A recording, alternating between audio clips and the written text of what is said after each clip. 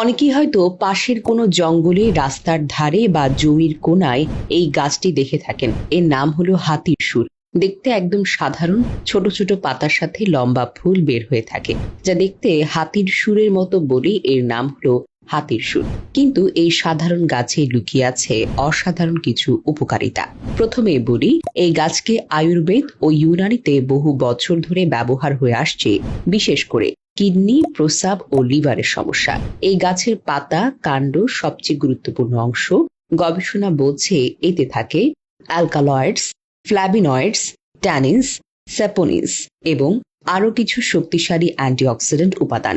এই উপাদানগুলো একসাথে কাজ করে কিডনি পরিষ্কার রাখতে, প্রস্রাবে ইনফেকশন কমাতে, ইউরিন অ্যাটাকে থাকলে তা সহজে বের হতে সাহায্য করে, কিডনি ফাংশন দুর্বল হলে ধীরে ধীরে তা ঠিক করতে সাহায্য করে। একটি বিষয় লক্ষ্য করা গেছে, অনেকের পা ফুলে যায়, ইউরিন ধরা পড়ে, হালকা জ্বর থাকে, এসবই কিডনি সম্পর্কিত সমস্যার লক্ষণ হতে পারে।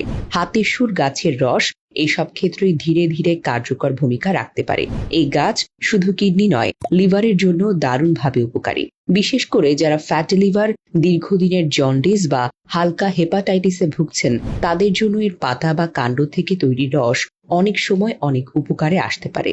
এছাড়া এই গাছ ডায়াবেটিস নিয়ন্ত্রণ করতেও সাহায্য করতে পারে, কারণ এতে থাকা ফ্ল্যাভিনয়েড উপাদান রক্তের গ্লুকোজের মাত্রা কমাতে সহায়ক। মেয়েদের ক্ষেত্রে অনিয়মিত পিরিয়ড, অতিরিক্ত রক্তপাত, মাসিকের সময় ব্যথা কমাতে এই গাছ ব্যবহার করা হয় গ্রামাঞ্চলে। এমনকি প্রসেসড গ্ল্যান্ডের সমস্যা, বারবার প্রস্রাব চাপা আসা, ইউরিন আটকে থাকা, এসব ক্ষেত্রেও ব্যবহার করা হয়। আগের ভিডিওতে কমেন্ট করেছেন ঢাকা থেকে ওমর ফারুক, ইন্ডিয়া থেকে মাসুদা বেগম, দিল্লি থেকে ঋষি দাস, সুনামগঞ্জ থেকে রিহান মিয়া, নরসিংদী থেকে এমডি মোমেন। আপনারা যারা কমেন্ট করেছেন আপনাদেরকে অসংখ্য ধন্যবাদ। বন্ধুরা, এখন কথা হলো এই গাছ কিভাবে ব্যবহার করবেন।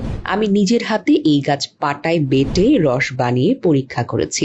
সকালে খালি পেটে আধা চামচ বা আধা কাপ পানিতে 5 থেকে 6টি কচি পাতা ফুটিয়ে খাওয়া যেতে পারে, অথবা 2 চা চামচ পাতা কুচি করে সেদ্ধ করে ছেঁকে পান করার পরামর্শ দেওয়া হয়। অনেকের এখন কথা হচ্ছে, এই গাছ কি সবাই খেতে পারবেন? যদি আপনি গর্ভবতী হন বা সদ্য সন্তান প্রসব করেছেন, তাহলে আগে চিকিৎসকের পরামর্শ নিতে হবে। যদি আপনি একেবারেই প্রথমবার খেতে যাচ্ছেন, তবে অল্প দিয়ে শুরু করবেন।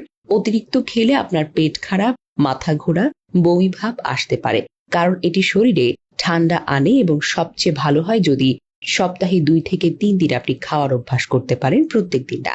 আরেকটি গুরুত্বপূর্ণ দিক হলো, অনেকে একবার উপকার পেয়ে প্রতিদিন খাওয়া শুরু করেন, কিন্তু যে কোনো ভেষজ দ্রব্যে ভারসাম্য রাখাটা খুব জরুরি। অতিরিক্ত ব্যবহার শরীরে ইনফ্ল্যামেশন কমাতে গিয়ে দুর্বলতা তৈরি করতে পারে। তবে হ্যাঁ, যাদের কিডনি রোগের প্রাথমিক পর্যায়ে, ইউরিনে ইনফেকশন বা পাথর জমা সমস্যা, তাদের জন্য এটি একটি দারুণ ঘরোয়া সমাধান হতে পারে।